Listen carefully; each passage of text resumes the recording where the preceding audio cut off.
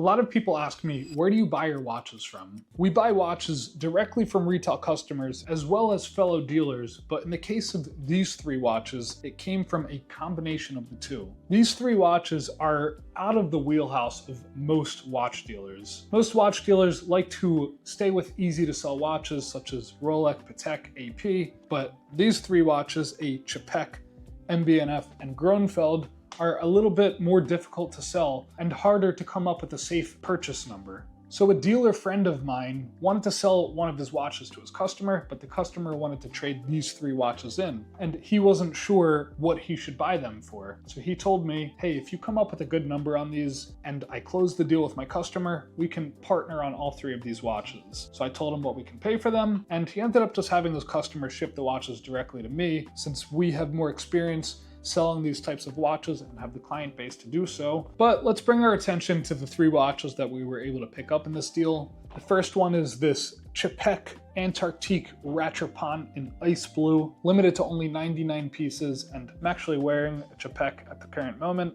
I love the brand. They were pretty hype at first. The hype has died down a little bit, but I still think that they're awesome watches and have a bright future. And if you're not familiar with the brand, the story goes that Patek Philippe founded the company in the 1800s with a gentleman named Chapek. So the company name was actually Patek, Chapek, and C. But then a few decades later, they disbanded, and then Patek Philippe went on to become the brand it is today, whereas the name Chapek faded out of history until it was resurrected not so long ago. And then we also got this MB&F HM3 frog out of the deal. If you guys have been watching my videos long enough, you've seen me showcase a bunch of MB&Fs, and this is the first time we've had an HM3 frog in stock.